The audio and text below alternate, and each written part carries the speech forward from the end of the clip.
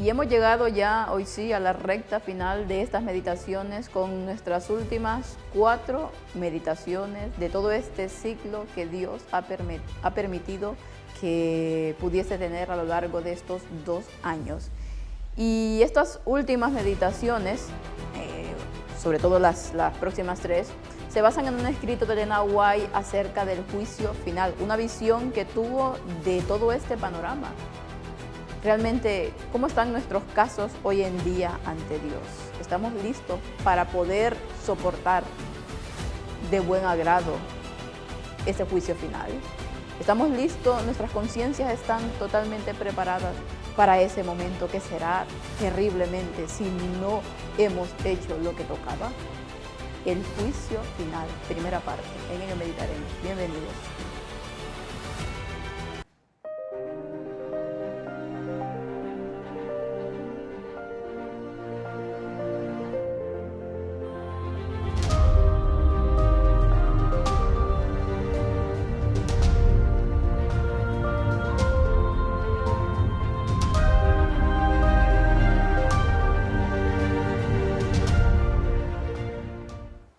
Y es que ese día, el día en que sean abiertos los libros y se exponga cada una de nuestras obras, buenas y malas, pero sobre todo cada una de nuestras intenciones, será un día tremendo y tenemos que estar cada día por eso lavando nuestros pecados en la sangre de Cristo, porque si no, no hay manera de poder ser hallados justos en ese juicio. Vamos a iniciar nuestra meditación con una oración. Bendito Padre que está en el cielo, santo y glorificado Señor sea su nombre. Gracias le damos por todo lo que nos ha permitido vivir, Señor, en esta semana que ya ha comenzado. Y le pedimos, le rogamos que pueda ayudarnos a seguir adelante. Usted mejor que nadie nos conoce. Ayúdenos, Señor, para que nuestras mentes, nuestros corazones, todo de nuestro ser, Señor, puedan estar conectados con usted, para que nuestra mente, Señor, cada vez pueda ser más clara, cada vez podamos tener ese discernimiento que tanto necesitamos, sobre todo ahora viviendo en estos últimos días. Guarde de las personas que van a escuchar esta meditación, permita, Señor, que pueda tocar sus corazones y que nos pueda hacer ver, hacer pensar, Señor, en nuestra vida, en cómo estamos preparándonos para ese juicio. Todo esto lo rogamos en el bendito nombre que es sobre todo nombre, el nombre de su Hijo amado Cristo Jesús, con el perdón de nuestros pecados. Amén. Pero cuando el Hijo del Hombre venga en su gloria y todos los ángeles con él, entonces se sentará en el trono de su gloria y serán reunidas delante de él todas las naciones y separará a unos de otros, como el pastor separa las ovejas de los cabritos, y pondrá las ovejas a su derecha y los cabritos a su izquierda.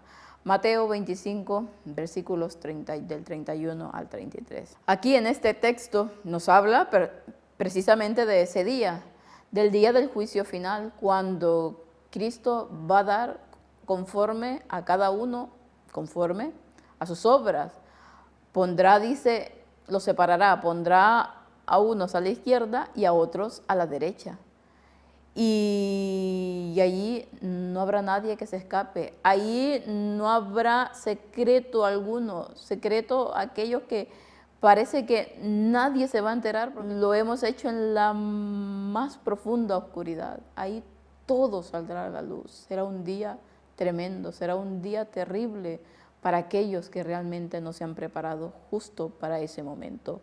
Vamos a ver lo que dice esta visión de Elena White, que es muy interesante acerca de ese juicio final. Lo quise dividir en 2 partes, sobre todo lo que compete a ese juicio final, porque luego la otra, la que sigue, la tercera de estas meditaciones finales, siempre sigue este texto, pero será otro tema. En la mañana del 23 de octubre de 1879, alrededor de las 2, el Espíritu del Señor se posó sobre mí y contemplé las escenas del juicio final. No tengo palabras para describir adecuadamente las cosas que pasaron ante mí y el efecto que tuvieron en mi mente. Aquí ella empieza a describir ya la sensación que tuvo de esa visión. No puede describirlo porque realmente no tenía todas las palabras y la intensidad de ese momento la afectó muchísimo. Vamos a ver lo que describe. El gran día de la ejecución del juicio de Dios parecía haber llegado. 10.000 veces 10.000 personas estaban reunidas ante un gran trono en el que estaba sentado un personaje de aspecto majestuoso. Había varios libros delante de él, y en las tapas de cada uno de ellos escrito en letras de oro que parecían una llama de fuego ardiente, libro de los cielos. Se abrió entonces uno de estos libros que contenía los nombres de los que decían creer la verdad. Inmediatamente perdí de vista a los innumerables millones de personas que se encontraban alrededor del trono, y solo aquellos que profesaban ser hijos de la luz y de la verdad atrajeron mi atención. A medida que se nombraba a estas personas una por una y se mencionaba sus buenas acciones, sus semblantes se iluminaban con una santa alegría que se reflejaba en todas las direcciones, pero eso no parecía descansar en mi mente con la mayor fuerza. Estaba ahí, dice, parecía que había llegado el día del juicio final. Recordemos que estaba ella en visión de ese momento, y había miles y miles de personas alrededor de ese trono en el que estaba sentado un ser majestuoso, en el que estaba sentado Dios, y estaban delante de él los libros de los cielos, y comenzó el primero a abrirse. ¿Cuál era ese primero? El que contenía los nombres de aquellos que decían creer la verdad. Inmediatamente dice que todos los demás personas que estaban alrededor, ella perdió la vista de eso y solo se posó su mirada sobre aquellas personas que decían creer en Dios, que decían no solamente creer en Dios, que decían tener la verdad, que decían ser parte del pueblo de Dios. Y a medida que sus nombres se iban diciendo, y uno por uno dice, y aparte de eso se mencionaban aquellas buenas obras que estas personas hacían, dice que sus rostros se iluminaban con santa alegría. Qué bueno soy, ¿no? Cómo me he portado de bien. Pero inmediatamente eso no parecía tener mayor fuerza en su mente, porque ella sabía que eso era una apariencia. Se abrió otro libro en el que estaban registrados los pecados de los que profesaban la verdad. Bajo el título general de egoísmo figuraban todos los demás pecados. Había también encabezamientos sobre cada columna. Debajo de estos, frente a cada nombre, se registraban en sus respectivas columnas los pecados menores. Bajo la codicia figuraban la falsedad, el hurto, el robo, el fraude y la avaricia. Bajo la ambición, el orgullo y la extravagancia. Los celos encabezaban la malicia, la envidia, el odio, y la intemperancia encabezaba una larga lista de temibles delitos, como la lascivia, el adulterio, la complacencia de las pasiones animales, etc. Mientras contemplaba, me llené de una angustia inexpresable y exclamé, ¿quién puede ser salvado? ¿Quién estará justificado ante Dios? Y luego de lo que había pasado anteriormente, de las buenas obras que se decían de estos que profesaban ser el verdadero pueblo de Dios, se abrió otro libro en el que estaban registrados los pecados. Recordemos que en el cielo hay varios libros, uno se registran los nombres, se registran las buenas acciones, y en otro lado se registran los pecados y todas aquellas cosas malas que nosotros hacemos.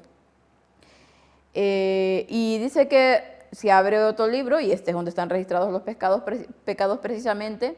Bajo el egoísmo dice que se figuraban todos los demás pecados, absolutamente todos era como el gran título, ¿no?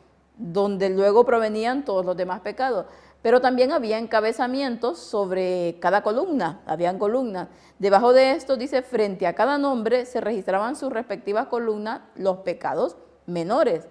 Por ejemplo, bajo la codicia, debajo de la codicia venía la falsedad, el hurto, el robo, el fraude, la avaricia, todos los pecados que tenga, todas aquellas cosas que son consecuencias de la codicia.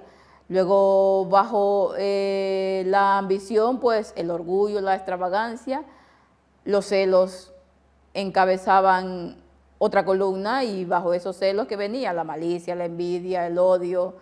Y resulta que bajo la intemperancia, que tampoco le damos totalmente importancia, pero es algo que debemos de tener muy en cuenta, venían otra lista de temibles delitos, como por ejemplo todo lo que tenga que ver con la parte de que, como por ejemplo el adulterio, la complacencia de las pasiones animales, la lascivia, la lujuria, todo este tipo de pecados estaba bajo la intemperancia. Por eso es algo que debemos de tener muy en cuenta, la temperancia en nuestras vidas, en todo lo que comemos, lo que vemos, lo que hacemos, tiene que estar, porque bajo esa intemperancia vienen todos estos demás pecados. Y entonces dice ella que mientras más contemplaba, se llenaba de una angustia indescriptible. Decía, delante de todos esos pecados y esas barbaridades que se estaban diciendo ahí, ¿quién puede ser salvado? ¿Quién puede estar justificado delante de Dios si los seres humanos somos lo peor de lo peor que hay en este mundo? Sigamos leyendo. Cuando el santo en el trono giraba lentamente las hojas del libro y sus ojos se posaban por un momento en los individuos, su mirada parecía arder en sus propias almas. Y en el mismo momento cada palabra y acción de sus vidas pasaba ante sus mentes tan claramente como si estuvieran trazadas ante su visión en letras de fuego. Los temblores se apoderaron de ellos y sus rostros palidecieron. Su primera apariencia cuando estaba alrededor del trono era la de una indiferencia descuidada. Pero ¿cómo ha cambiado su aspecto ahora? La sensación de seguridad ha desaparecido y en su lugar hay terror sin nombre. Un temor se apodera de todas las almas por si se encuentran entre los que faltan. Todos los ojos estaban clavados en el rostro de aquel que estaba en el trono, y cuando su ojo solemne y escrutador recorre esa compañía, hay un temblor de corazón, pues se autocondenan sin pronunciar una sola palabra. En la angustia del alma, cada uno declara su propia culpa, y con terrible viveza ve que al pecar han desperdiciado la preciosa bendición de la vida eterna. Después de todo esto, la verdad es que son citas muy impresionantes, como muchas de las que tiene Elena White, y que uno se mete un poco en ello e intenta vivir lo que está pasando ahí. Cuando el santo en el trono, dice, giraba lentamente las hojas de los libros, y sus ojos, su mirada escrutadora, esa mirada que te penetra hasta lo más profundo de ser. Aquella mirada que penetró tanto a Pedro cuando estaba en esa sala del juicio, cuando le preguntaron si conocía a Jesucristo y él lo negó. Esa mirada escrutadora que hizo que Pedro totalmente se viera indigno y viera la enormidad de su pecado, pues justamente esa mirada voltea a ver a estas personas y dice que sus almas parecen arder en el mismo momento.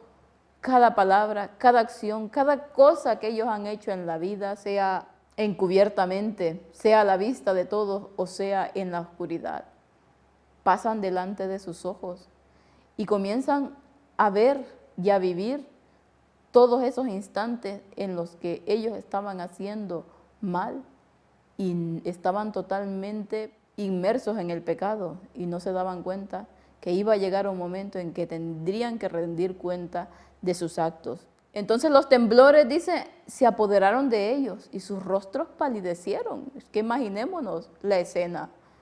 Estamos delante de Dios y de repente su mirada nos penetra y empezamos a recordar cada una de las cosas malas que hicimos y lo injusto que fuimos, tanto con el Señor como con las almas.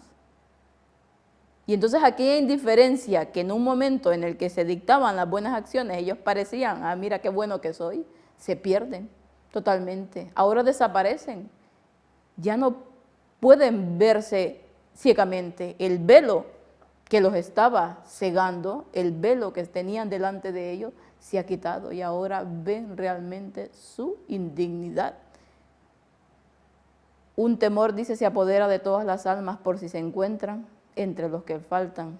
Todos los ojos están clavados en el rostro de aquel que está en el trono, y cuando su ojo solemne y escrutador recorre esa compañía, hay un temblor de corazón, una sensación terrible de perdición. Pues, dice, se condenan y ven su culpabilidad. Oye, sí, en todas sus letras, sin una sola palabra. Ellos mismos saben que están perdidos. La angustia llena sus corazones. ¿Por qué? Porque han despreciado la preciosa bendición de la vida eterna. Y estos aún, el terror será más completo que aquellos que simplemente decidieron rechazar la verdad. Les vino y la rechazaron. Pero estos la conocieron, la vivieron. Supieron todo lo bueno que iban a ganar si se ponían de parte del Señor, y en esos momentos se ven completamente perdidos. Una clase fue registrada como acumuladores de la tierra. Cuando el ojo penetrante del juez se posó sobre ellos, sus pecados de negligencia fueron claramente revelados. Con labios pálidos y temblorosos reconocieron que habían sido traidores a su santa confianza. Habían tenido advertencias y privilegios, pero no los habían atendido ni mejorado. Ahora veían que habían presumido demasiado de la misericordia de Dios. Es cierto que no tenían que confesar tanto como los viles y los vilmente corruptos, pero como la higuera fueron maldecidos porque no dieron fruto, porque no pusieron en práctica los talentos que se les había confiado. Es impresionante. Leemos nosotros lo que está hablando aquí en esta cita. Dice: cuando el ojo penetrante del juez se posa sobre los pecados de negligencia, fueron claramente revelados. La negligencia. Con labios pálidos y temblorosos reconocieron que habían sido traidores a la santa confianza de Dios. Habían tenido muchos privilegios, habían tenido muchas advertencias, que utilizaran sus talentos para la obra de Dios, que no fueran descuidados, que no desperdiciaran el tiempo, que hicieran todo lo posible por llevar adelante la causa de Dios. Y es cierto, dice, que no tenían que confesar como los viles y los vilmente corruptos aquellas cosas terribles que habían hecho. Pero como la higuera, dice, fueron maldecidos porque no dieron fruto, porque no pusieron en práctica aquellos talentos que Dios les había confianza, porque habían sido negligentes. No solamente se trata de ser un pecador con aquellos pecados tan terribles y tremendos que nosotros creemos, cuando somos negligentes, cuando no hacemos las cosas completamente para la obra de Dios, cuando no cumplimos con nuestra responsabilidad, también somos condenados por ello. Y aquí lo dice, en ese momento realmente veremos lo negligente, los descuidados y lo mediocre que fuimos como cristianos. Que el Señor nos ayude. Mañana vamos a continuar con este escrito porque ya da más matices de todo esto, pero que nos hace ver que el Señor nos tiene misericordia y quiere que nosotros abramos nuestros corazones, que si somos descuidados, que si somos negligentes, que si somos hipócritas, que si somos malos cristianos, aún es el tiempo de arrepentirnos para que cuando llegue ese momento del juicio final, nuestros nombres puedan ser pasados y puedan decir al lado de nuestros nombres: ha sido justificado por la sangre de Cristo. Pero si seguimos descuidando esta salvación tan grande, ahora no lo vemos, pero en ese momento veremos todo lo que perdimos de parte de Dios y sentiremos una angustia, como ella dice aquí, como nunca en la vida. Que el Señor los pueda bendecir y que puedan pasar un feliz resto del día.